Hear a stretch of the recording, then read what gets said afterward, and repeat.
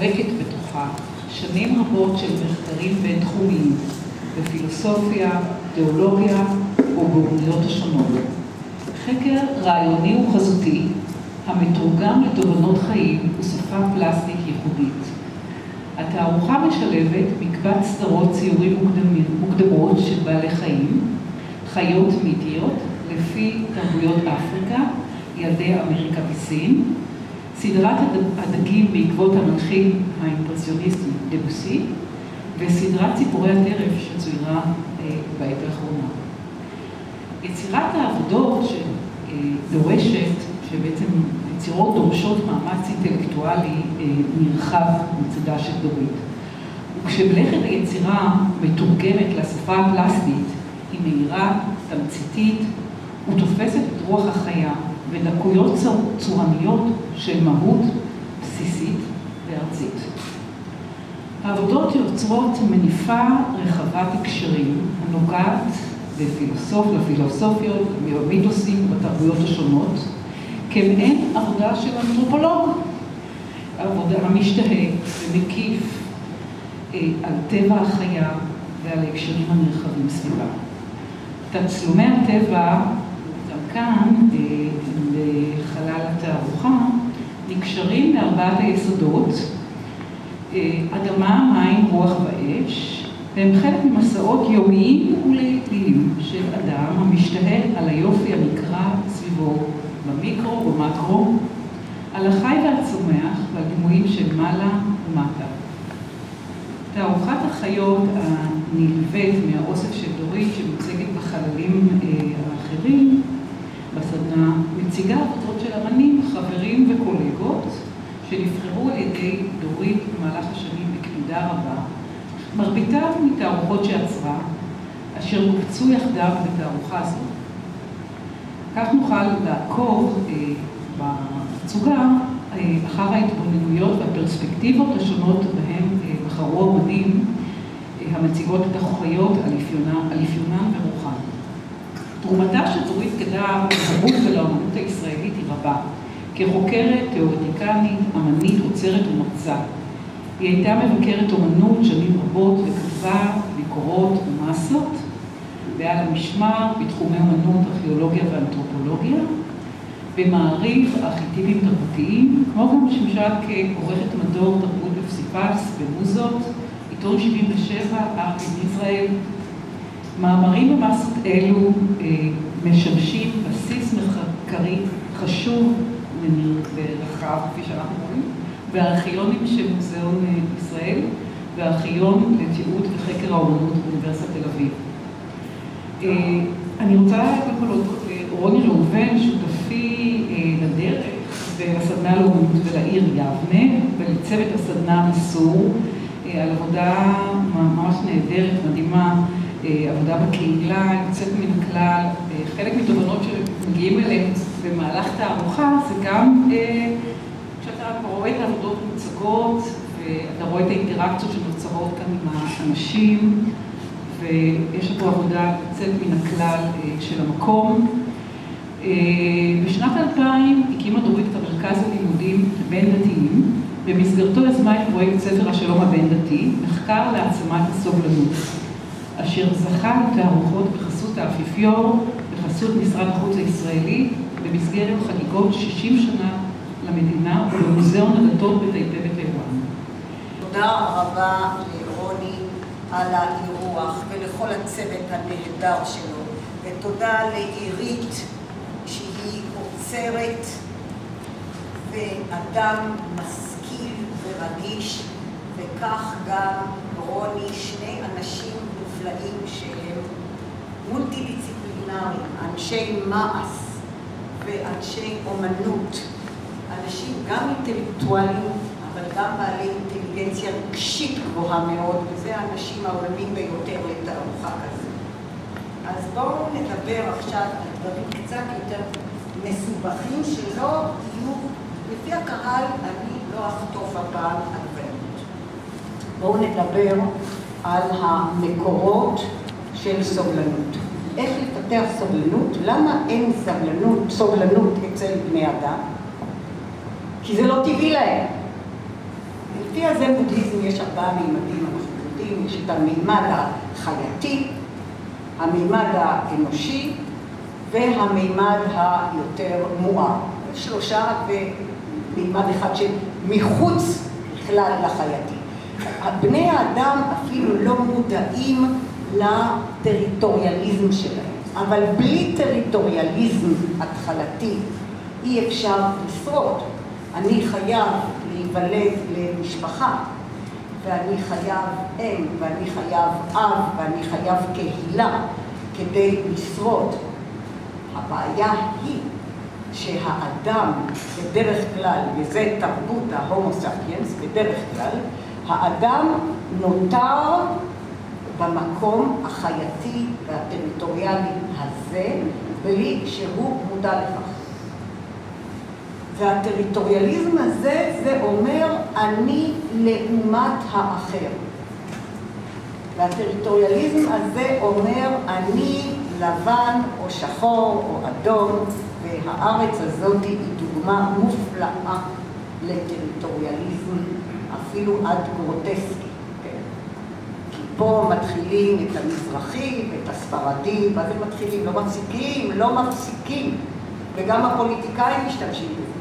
על המזרחי, הספרדי, האשכנזי, ואצל המזרחים אנחנו גם יודעים שיש להם את אלה נגד אלה, ואצל האחרים אלה נגד אלה, וככה זה ממשיך, וככה, אבל זה לא רק כאן, אנחנו יודעים אצל האירים, זה פרוטסטנטים, וזה קתולים, ואנחנו יודעים שבאיטליה, צפון איטליה, בכלל לא מכירה, כמובן, בסיציליה, ומה שהולך בספרד עם הבסקים, שלא נדע, ומה שהולך עם הקטלנים, גם שלא נדבר על אפריקה, שלא נדבר על דרום אמריקה, ששם בכלל, ברזיל וכולי. זאת אומרת, אין מה לעשות, ההומו ספיאנס הוא יצור בדרך כלל לא מפותח. כי הוא טריטוריאלי ונשאר בחשיבה טריטוריאלית.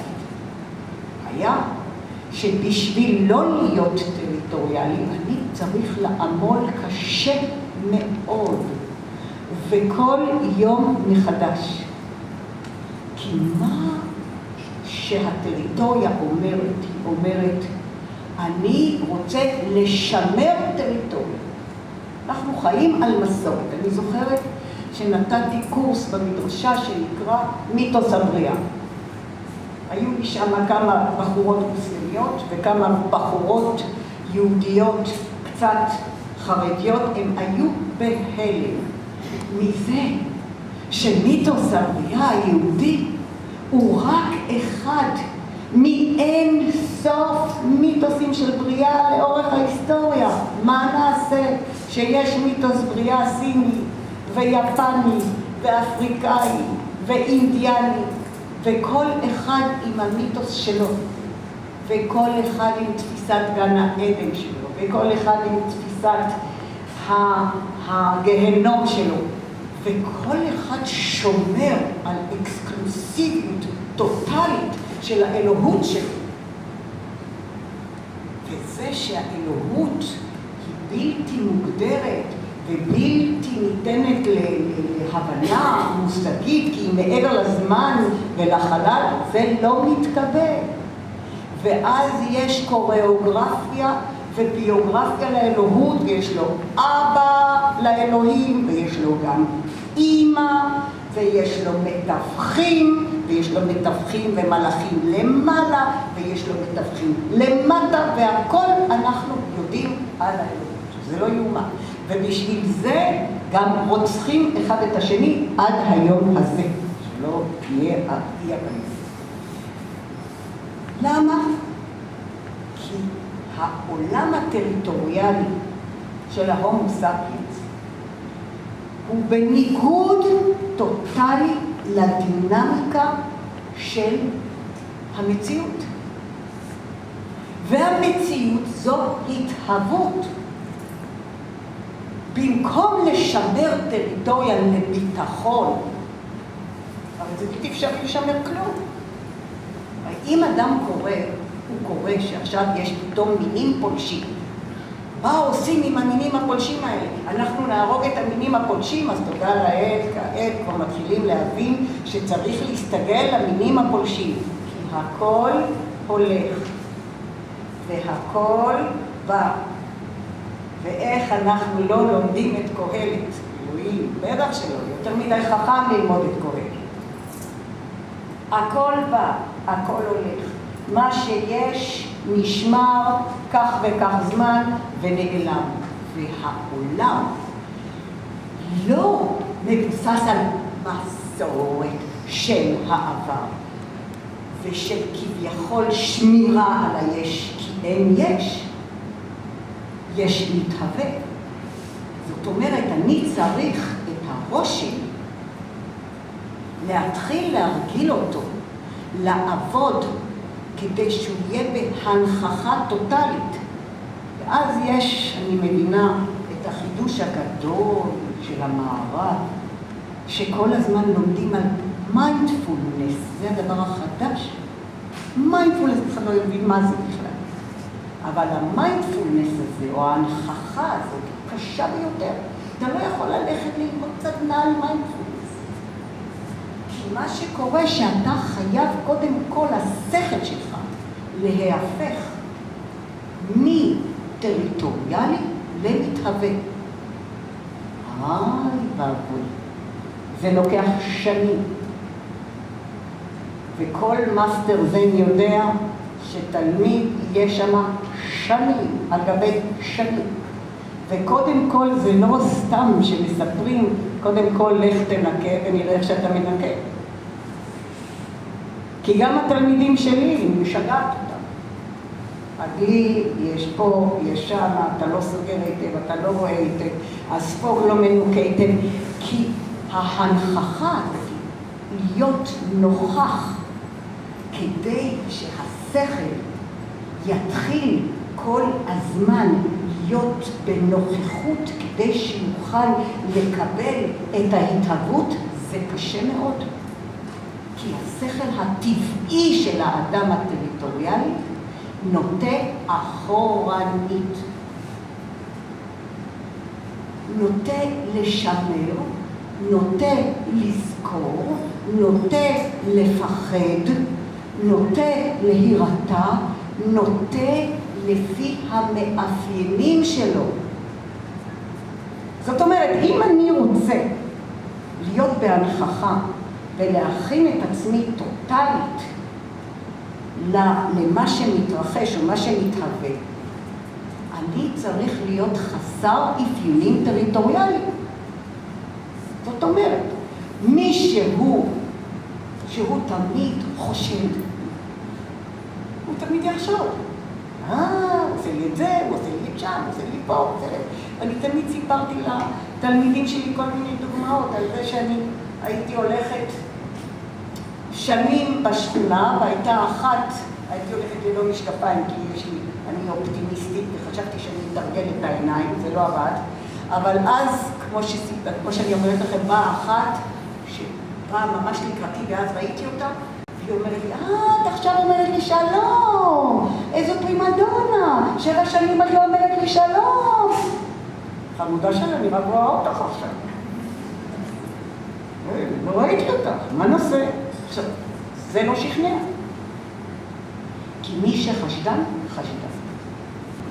השכל הטריטוריאלי הוא לינארי, מכיוון שהוא נשען על העבר והוא משמר. באורח פרדוקסלי, הוא גם פועל על פי יעדים, אבל היעדים האלו בנויים על פי, כמו שאמרתי לכם, האפיונים של כל אחד ואחד. כלומר, אם אני פה מימין, אני מימין, אמרנו, אז אני הולך על הדברים. אם אני משמאל, אני נגד כל דבר. גם לא חשוב שעכשיו החמאס הוא מסוכן וצריך, מה זה לפוצץ אותו? זה ברור. אבל אם אני שמאל, לא, אסור. זאת אומרת, אין מה לעשות. השכל הוא לא נסיבתי, הוא לינארי, על פי האידאות שלי, על פי הרצונות שלי, על פי האמונות שלי, על פי המאוויים שלי, ולא על פי הנסיבות. כי השכל לא ער. מה זה בודהיזם? מה המילה בודה? אני יודע, נו. ער. אדם ער. הבודה כבר ידע שהרבה ערנים ער. הער לא שוהה לאפיונים שלו, כי שימו לב, האפיונים של כל אחד תלויים באיפה גדלת ואיך גדלת. זאת אומרת, אם אני גדלתי בבית קתולי, אני אהיה קתולי, אין פה מה לדבר. אם אני בבית יהודי, בית יהודי, ואם אני נולדתי במקום אחד, במקום אחד, מקום שני, ואתה חושב שתפיסת העולם הזו זה מה שיש.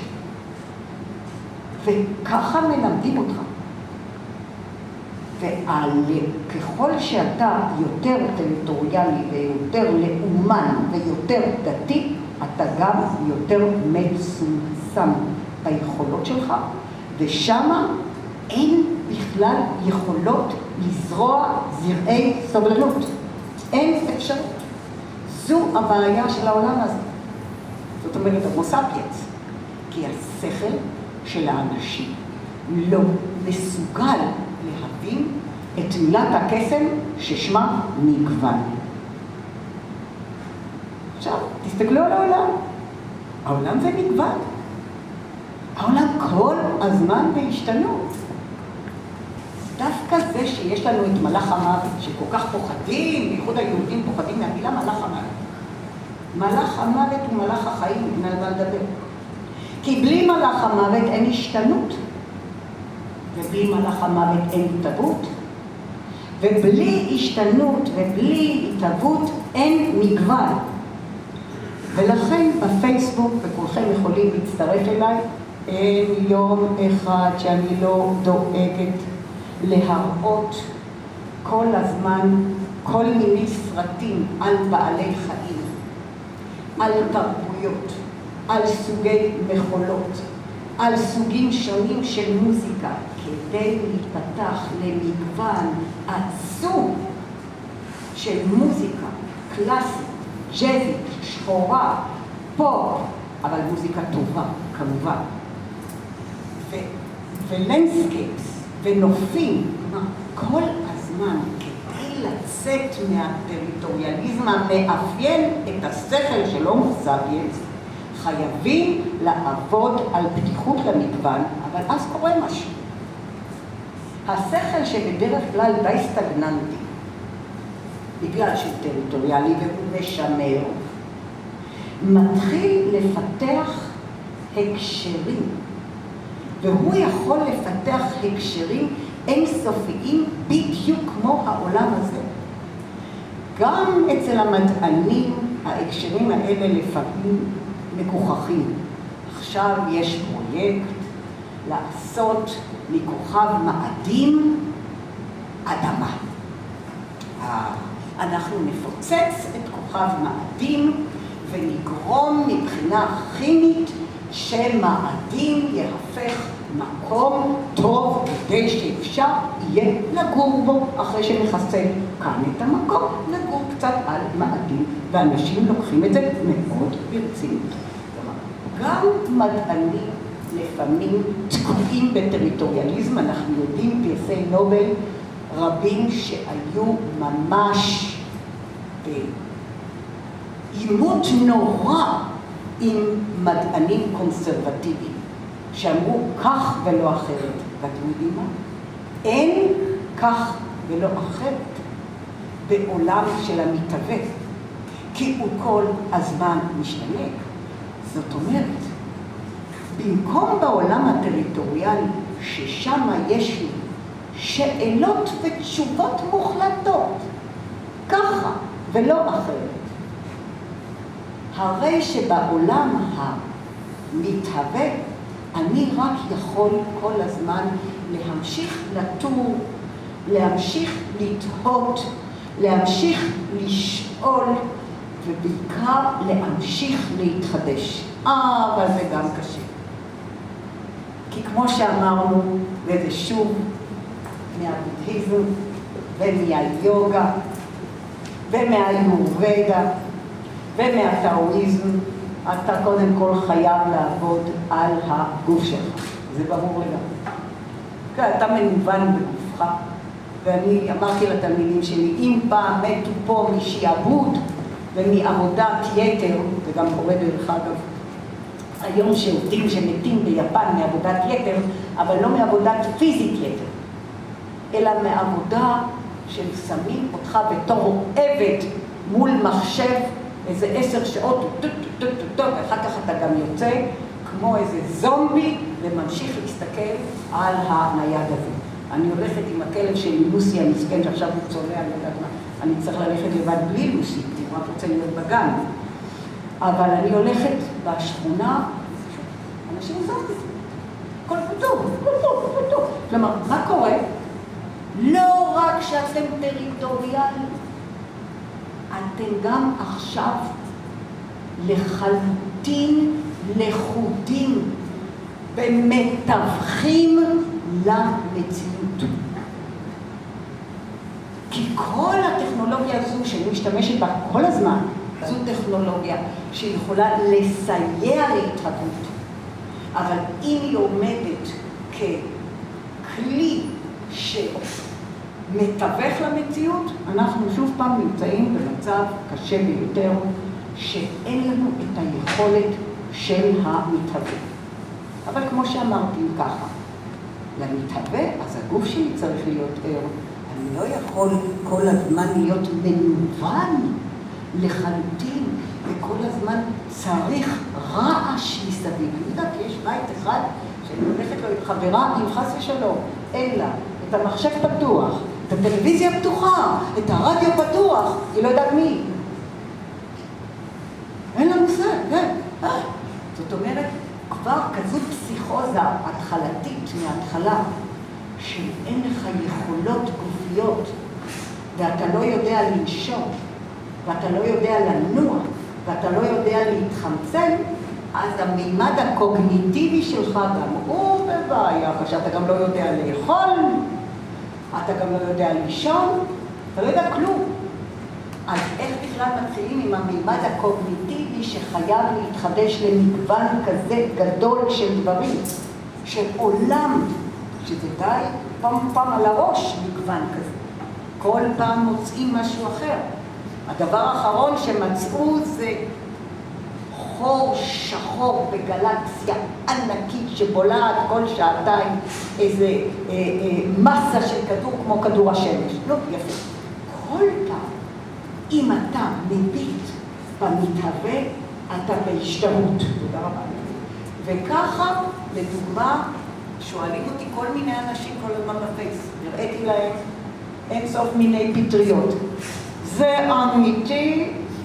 למה זה לא אמיתי? כי את לא יודעת ולא מכירה. זאת אומרת, בטריטוריה אני כל הזמן מאמת את עצמי עם ה-IQ הקטן שלי. נגיד אפילו שיש לך IQ די גדול, אבל גם הוא מוגבל. הרי אתה לא יכול בשום אופן לקלוט את המתהווה. ולכן אני לא צריך לקלוט אותו. אני לא צריך להגדיר אותו.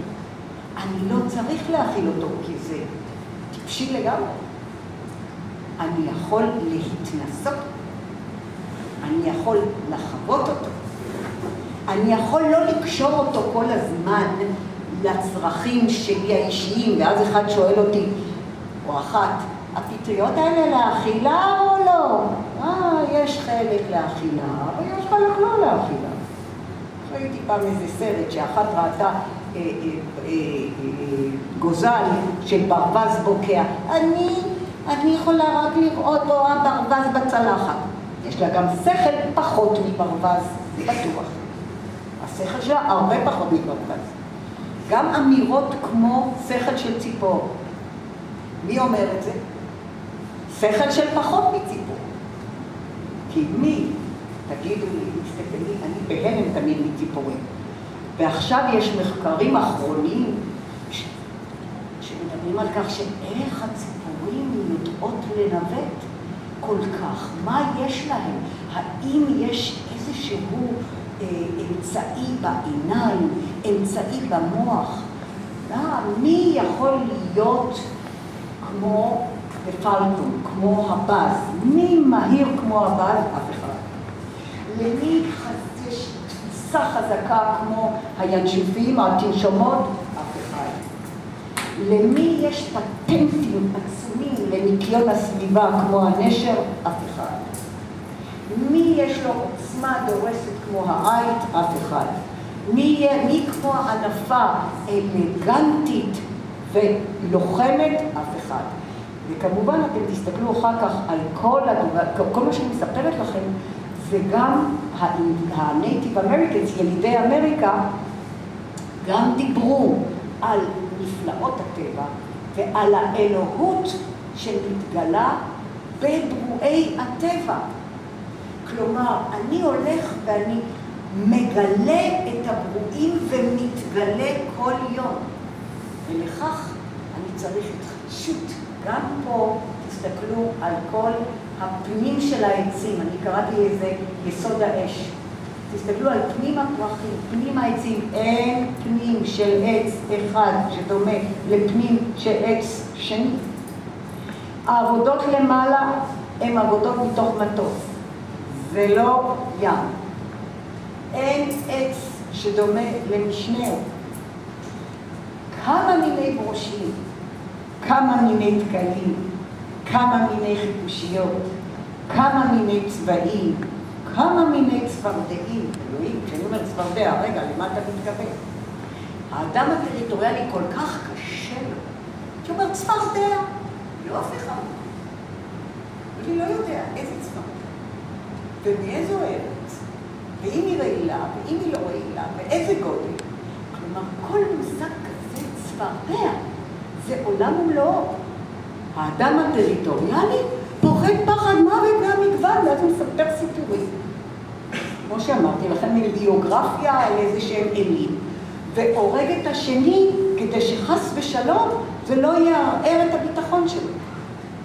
לכן אין הרבה סיכויים לצאת לסובלנות. אבל אנחנו עובדים, ואני עובדת על זה. תודה רבה, איריתי, שאת ראית את זה ורואה את זה, ולתלמידים שלי שרואים את זה. כל כך הרבה שנים טורחת, בכל לפחות התלמידים שלי מהדהדים הלאה, לפתוח למגוון עצום.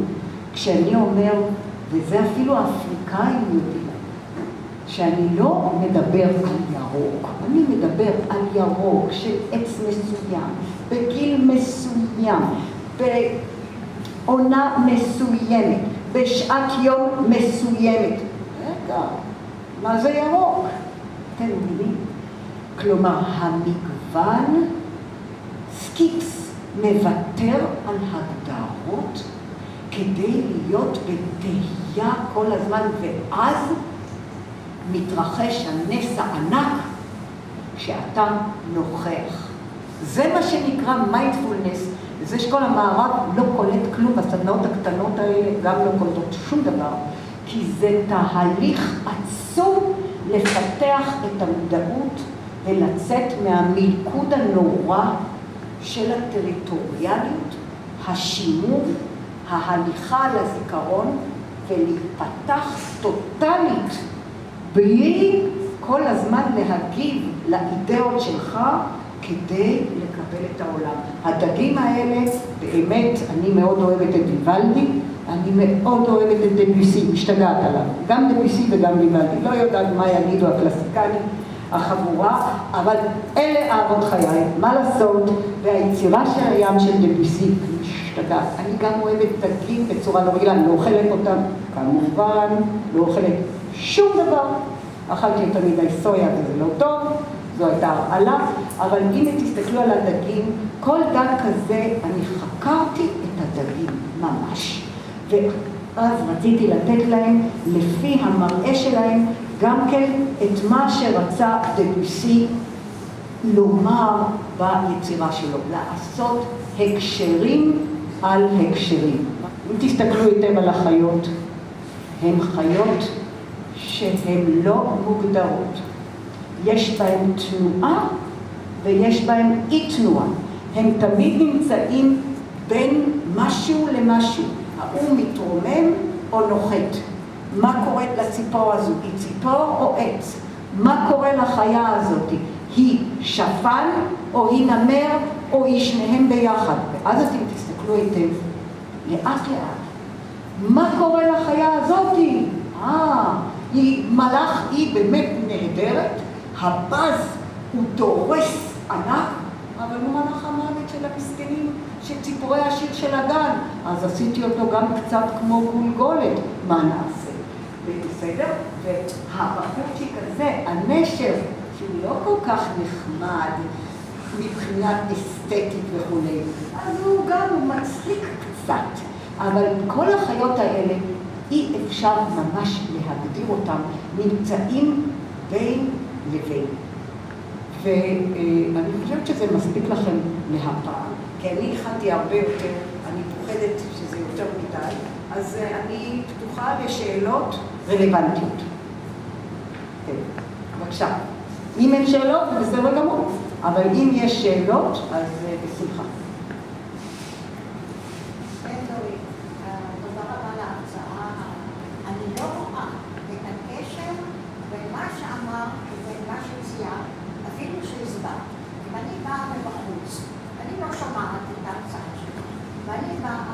ואני שואלת את עצמי, בעצם שלוש העבודות האלה הן אחד. את יכולה להסביר לי את המהלך של שלוש העבודות האלה, איך את באה אליהן ואיך את מבטאה את זה בקרצה? יכולה? תראי, זה בדיוק המגוון. זה בדיוק הפתיחות למגוון. אני לוקחת ענפה. מישהו אחר מצייר ענפה. אני לא. אני נכנסת לרוח הענפה. היא נראית לי מאוד אלגנטית. היא נראית לי מאוד יפה, אני מסתכלת עליה, אני חוקרת אותה. אני רואה הרבה מאוד סרטונים עליה. היא נראית לי מאוד יפה, ואז בסרטון אחד אני פתאום רואה שהיא מתקרבת מאוד לאט לפני המים. מאוד לאט. ואז, פתאום, עם החרב, עם המקור החרב שלה, טרח אל תוך דג, לתוך מרכז הדג, ומשפטת את הדג, ובעדינות עצמה היא יוצאת החוצה, ומתחילה לקרוע אותו. ואני רציתי לתת גם את האלגנטיות, המאוד מאוד נשית, וגם את הרוח הלוחמה הענקית הזאת והמהירות הזאת של החרב. וזה מה שהלך. כלומר, אני לא לוקחת ענפה, אני הולכת ומסתכלת המון סרטים כדי להבין מה קורה. כדי למשל את העית שמה. העית הוא דורס מאוד מסוכן. הוא רץ, הוא יפהפה, אבל הוא יכול לראות במבי קטן וללכת. ואז אני ראיתי שהוא דורס את הכנפיים שלו בצורה כזאת לפני שהוא דורס, ואני אמרתי, וואו, זאת אומרת, רציתי להיכנס למגוון, ולפני העית הלכתי על העית. ועל הענפה, על הענפה. ועל הבחור הזה, הנשר, אני יודעת שהוא אחרי, למשל, שהוא נובר בתוך המתים, מה שהוא עושה זה שהוא פורס כנפיים בשמש, וככה הוא פורס כדי להיפטר מהחיידקים ומהבקטריות, ומה שעוד הוא עושה, הוא משתין על הרגליים שלו כדי שזה תהיה אנטיביוטיקה נגד החיידקים. ואני מסתכלת ואני אומרת, מה זה? הוא קצת מלאך המוות, והוא קצת משונה. והוא בכל אופן המנקה של הסביבה, וככה זה יצא לי. את מבינה, אז השאלה הייתה מעולה, כי בשביל המגוון אני צריכה להיפתח לכל תופעה מחדש. תודה רבה. וטין, איזו שאלה מעולה, כי באמת מה קורה כאן, כן? למשל, הצפרדע, אני רוצה להראות שהצפרדע הזו היא בעלת ראייה ממש שלא כמו ראייה שלנו, אלא ראייה הרבה יותר מסוגלת לראות בצורה יוצאת מן הכלל, והיא גם יבשתית והיא גם אדמתית. איך אני אצייר אותה? אז אני מציירת את העין שלה כמו השמש, כי זו עין שרואה כל כך הרבה, והיא קולטת כל כך. זאת אומרת, כל חיה אני ניסיתי להיכנס לחיה, לתוך להיות, ואמר לי, צח, האסיסטנט שלי, מה קרה לך הלילה? מה קרה לך? את הפכת לעית? כן. כי במגוון, בגלל זה הדקים הטורפים האלה נותנים לי שקט. כי אני רציתי להיות כמו הברקודות, כדי להבין שלהקת הברקודות, אם היא תתקוף אותך, היא גומרת עלייך. אין כל אפשרות לצאת מברקודות. ולכן עשיתי אותם כמו סכינים, תסתכלו. ולכן אנשים סנסיטיביים אומרים אנחנו, אומנם קראתי לזה great powers, כי רציתי שזה ינקד את הממדים הקוגניטיביים, הגופיים, האנרגטיים, שם תסתכלי. אבל, הסגולה, אבל אלה ברקודות, מה נעשה? הם כמו סכינים חדים. זה בדיוק המגוון, החשיבות של כל, את חושבת מה את רוצה לעשות, ואת כל הזמן צריכה להיות בתהליך של התחדשות, של לימוד, ואת לא מציירת את מה שאת מעדיפה. לא. לא מה שאת יודעת, לא. את מה שאת טובה וחוקרת ומגלה ומתגלה. כי בלי לגלות, אדם לא מתגלה, גם לא אומן. תודה רבה, יש לך אומץ גדול. תודה רבה. יש עוד שאלות? את עדיתים, שאלה נהדרת? בבקשה. כן. אני לא עושה גדול. מה שמך? שמי רבקה, אני לא עושה גדול, ואני מאוד מאוד... מעולה, מעולה, מעולה. אני חושבת שכיוצרת, יש לך איזה בעיה סמלי שמוביל אותך ליצירה שלך במובן האישי שלך, שאף אחד לא יכול לדמיין אותו ואף אחד לא יכול לדמיין אותו. אבל איך את מתמודדת עם השפע במובן החיצוני שאת צריכה לבחור?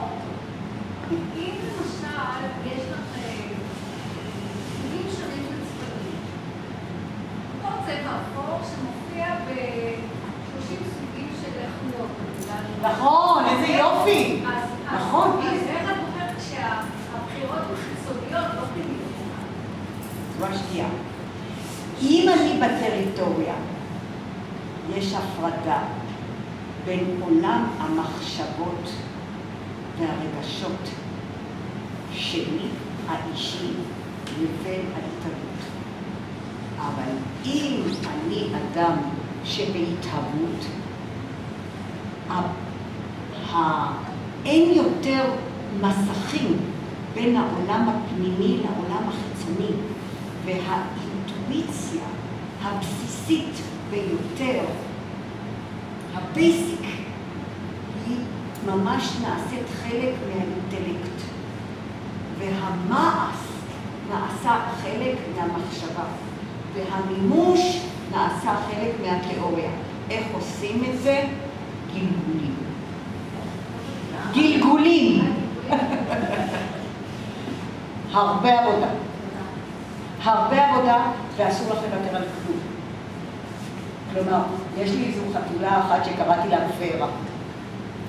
הם באים, הם חולים, חתולים חולים שבאים. עוד כמה שהיא מסריחה, כי היא חולה. מכל האור של החולים.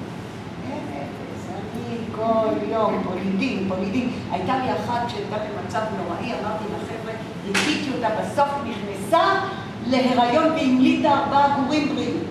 וואו, עכשיו הוורה הזו רק רוצה להיות בבית. חמוד עליה, נורא מסריחה עם כל הכבוד, מה אני עושה איתה? אז מה אני עושה?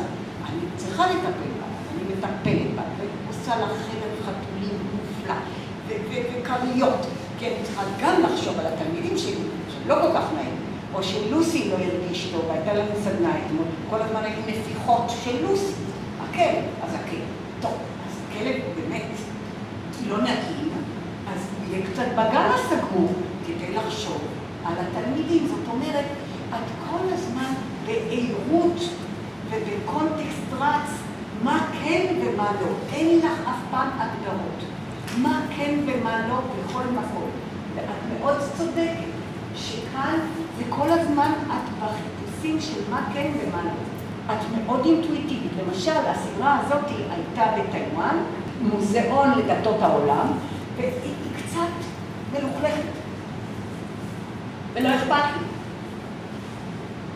הסינים אמרו, מה זה איתך? צריך לשפץ. ומתחילים לשפץ, אמרתי, חבר'ה, בדגים שלי, אני לא רוצה שיפוץ, כי העולם בהתהוות, אין שלמות, there is no wholeness, אין נקי ואין מלוכלך, יש אין סוף מצבים, לא רוצה אותם נקי. מבינה? יש איזה שאלות חכמות? רוני, למה זה? ראית? אתה ראית איזה השראה? יש עוד שאלות? על מה יהיה עם האנושות? הוא גם שאלה נהדרת. מכיוון שאתה כל יום צריך להסתכל במראה ולומר, אני עושה את כל מה שאני יכול בסביבתי ואני עושה את זה. תאמין. כל הזמן, כל יום. ומאידך, אני תמיד מלמד את התלמידים שלי, תזכרו שאתם לא אלוהים, אתם לא אחראים. אתם עושים בסביבתכם ולא מוותרים על עצמכם. לא מוותרים על עצמכם. כמו שאמרתי לתלמידה שלי, בחום הגדול והענק הזה, צריך לתת לחיות למטה מים, לחתולים. זאת אומרת, עוד מעט אני ארד, וזה עוד מעט תרדי, עוד מעט זה לילה. הם לא צריכים שאת יורדת. הם צריכים שיש שמש. האדם הטריטוריאלי גם רגשית טריטוריאלי.